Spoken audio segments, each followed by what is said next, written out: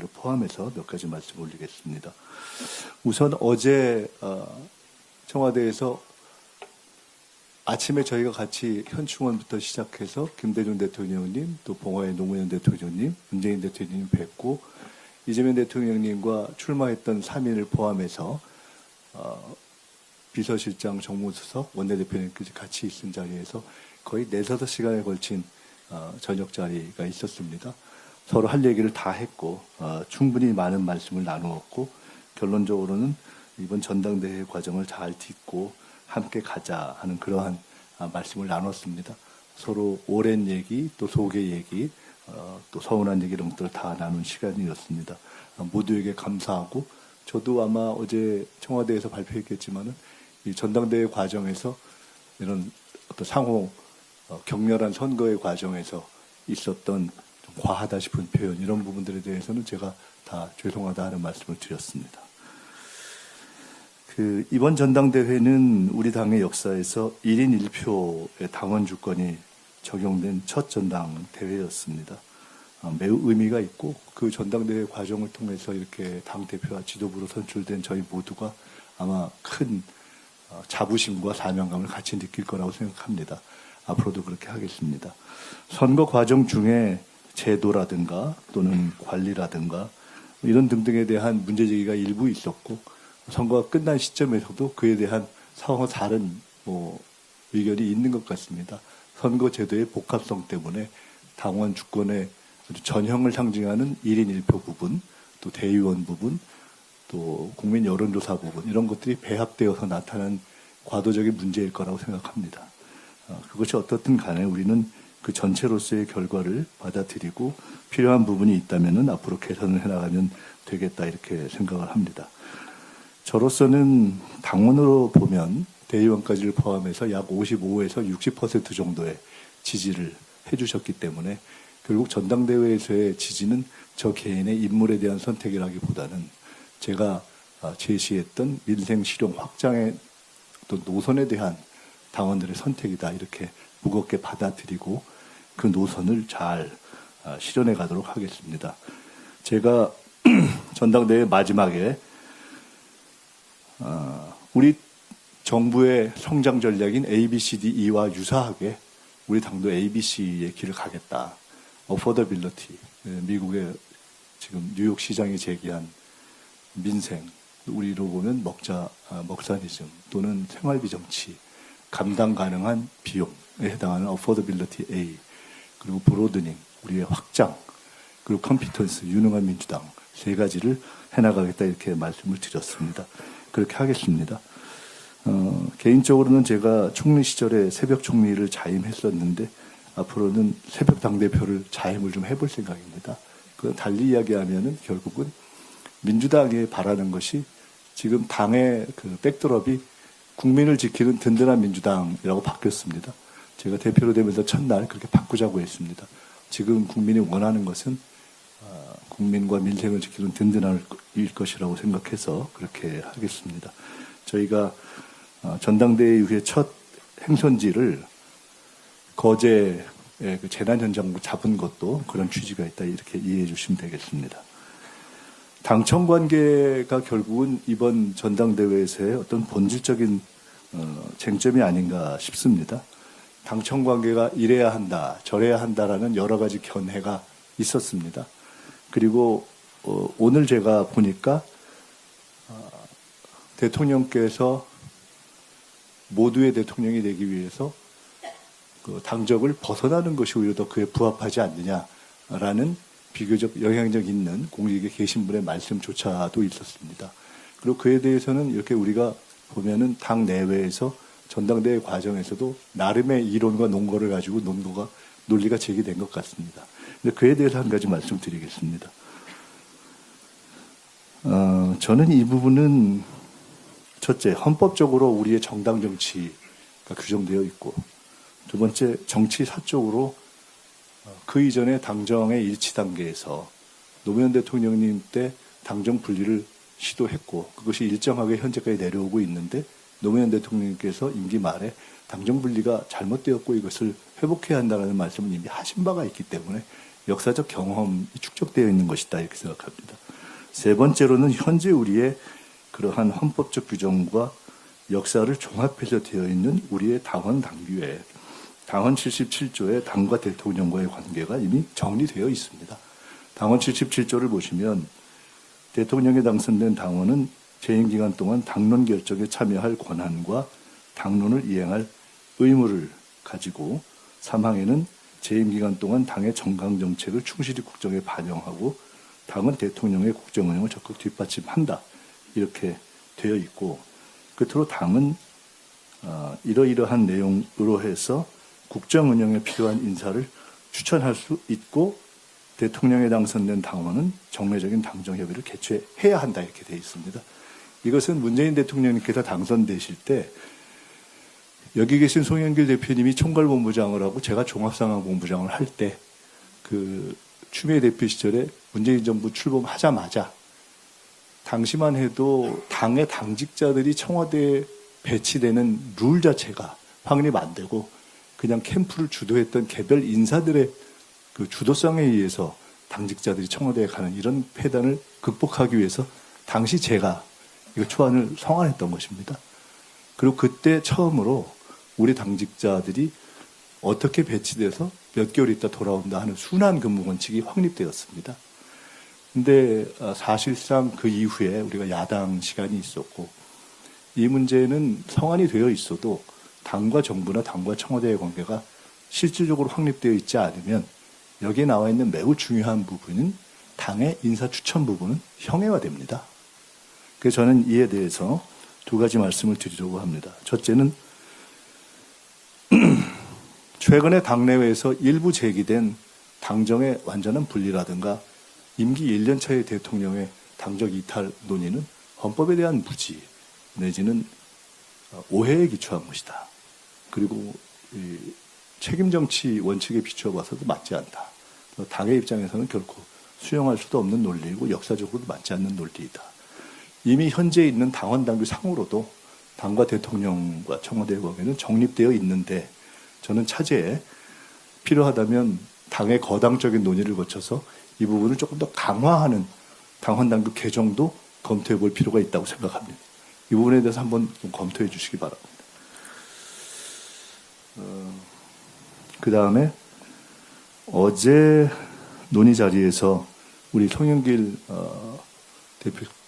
전 대표님께서 부동산 문제 등을 포함한 정책 문제에 대해서도 적극적인 문제제기를 해주셨고 모두가 공감대가 있었습니다. 이번 주 말에 첫 고위 당정이 예정되어 있고 그것을 향해서 저희들이 긴밀한 논의를 하고 있습니다.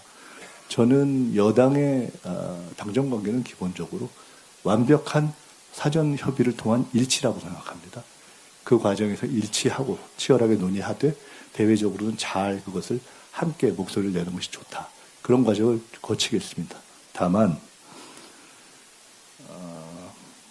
부동산 문제 등 또는 민생 문제 등 이미 첫 선거를 치르고 2년 후에 총선과 내년에 거의 그에 준하는 예고편인 서울시장과 강릉 보궐선거 등을 거의 예정하고 있는 상황에서 당의 민생에 대한 촉수성과 또 민감성 그리고 정치에 대한 책임성, 선거에 대한 주도적 책임성 등을 고려해서 당은 매우 적극적으로 의견을 피력하겠다라는 말씀을 드립니다. 앞으로 최종 결정되는 내용들은 정부와 함께 협의하되 매우 주도적이고 창조적으로 협의할 것이다 이런 말씀을 드립니다. 당 체제에 관련해서 몇 가지 말씀을 드리겠습니다. 여기 누가 물 좀 갖다 주세요. 우선 어제 문재인 대통령님을 뵙고 나오는데 문재인 대통령님께서 이렇게 말씀을 주셨습니다. 저한테. 이번에 총장하고 의장은 탕평을 잘 하신 것 같아요. 그래서 제가 대통령님 능력만 봤습니다. 제가 이렇게 얘기했습니다. 우리 총장으로 임명되신 한정혜 총장님과 또 권칠승 의장님은 전적으로 탕평의 덕을 보지 못하신 분들이다. 그래서 박수 한번 부탁드립니다.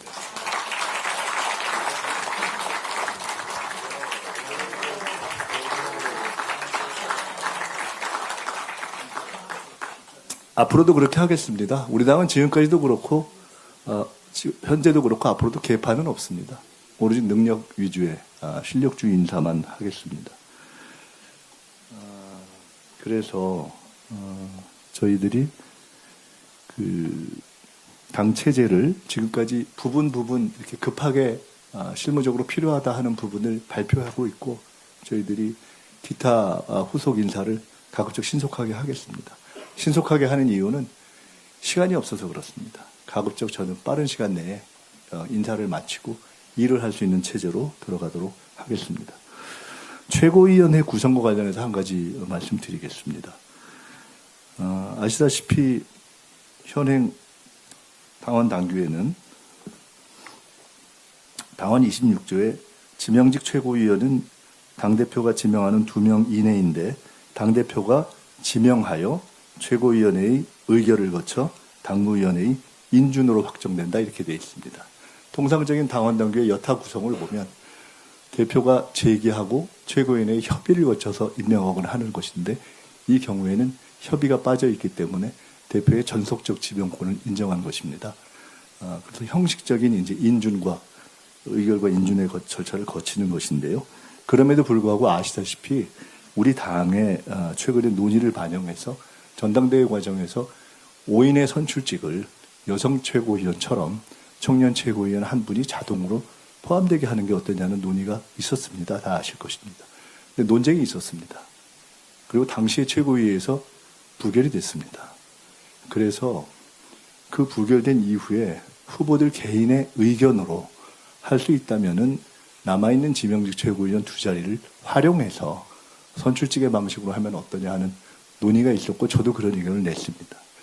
근데 이제 전당대회가 끝난 이후에 여러 가지 문제 제기가 있었습니다. 그렇게 하자는 의견도 있었고, 그에 대한 기술적인 문제를 제기가 여러 가지 있어서 제가 어제 신임 총장께 이 문제에 대한 기술적 검토를 해달라고 요청을 했습니다. 기술적으로 사실은 저는 이중당정 문제를 우려했고, 우리 당에 최근에 제기된 그 선거 관리의 안정성 문제를 우려해서 그걸 완벽하게 할 수 있는가를 사실은 검토하기를 원했고, 그것이 된다면 일단 한번 해보고, 그것이 된 이후에 아예 제대로 당원 당규를 개정해서 5인 선출직 안에 포함시키는 것으로 하는 게 다음에 좋겠다 이렇게 생각을 했는데, 제가 조금 전에 보고를 들었습니다. 보고의 결론은 불가입니다. 불가의 이유는 조금 다른 이유입니다. 저희가 곧 청년위원장을 새로 뽑는데, 청년 최고위원을 뽑는다면 뽑게 될 유권자와 똑같은 구성과 똑같은 피당선자가 청년위원회와 똑같은 중복적 청년 최고위원 선출을 동시에 하게 되기 때문에 상당히 모순성이 있어서 이건 불가하다라는 의견을 주셨습니다. 그래서 제가 이해를 했고요. 이 문제에 대해서 더 이상 긴 논의나 논쟁을 하는 것은 불필요하다고 생각돼서, 이에 관련해서는 현행 당원 당규에 기초해서 청년을 최대한 반영시키는 취지를 반영하고, 또 하나는 아시다시피 우리가 지명직 최고위원회 원래는 노동계를 규정에 넣어서 뽑다가 규정을 없애고 안 뽑다가 알아서 둘을 뽑으라고 했다가, 가장 최근에는 저도 확인해 보니까 전략 지역을 가급적 고려해서 뽑으라 이렇게 되어 있더라고요. 그래서 이 모든 것을 감안해서 제가 이후에 따로 뭐 비공개적인 자리에서 하는 것보다는 이 자리에서 제 지명에 대해서 보고 드리는 것이 나을 것 같아서 지명직 최고위원 2분을 보고 드리겠습니다. 한 분은 청년은 전영기 의원으로 지명하겠습니다.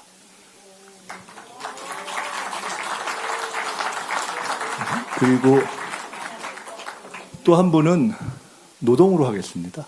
노동으로 하는 이유는 우리 당이 메가 성장 등을 다 해야 되는 것 때문에 어떤 의미에서는 약간 기업 친화적, 성장 친화적으로 보이는 면도 있어서, 한편으로는 양극화에 대비하는 점에서 노동을 좀 강화할 필요도 있고, 우리 당이 원래 가지고 있는 연대를 존중하는 것이 좋겠다는 뜻에서 한국노총에 속한 분을 하도록 하겠습니다. 그래서 제가 쭉 찾고 가급적 남녀의 수까지를 고려해서 출신지까지도 강원도, 양양, 삼척, 강릉의 분을 한 분 찾았습니다.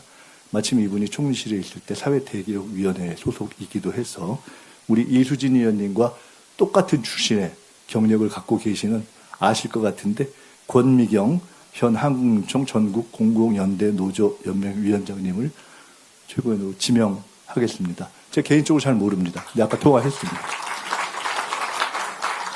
이렇게 해서 내일 최고위에서 의결 절차를 거친 후에 다음번 당무회의에서 인준을 받도록 하겠습니다. 혹시 당무위원님들 가운데서 절차나 또는 내용에 큰 하자가 있다 이렇게 생각하시면 당무회의에서 문제를 제기해 주시면 될 것 같습니다.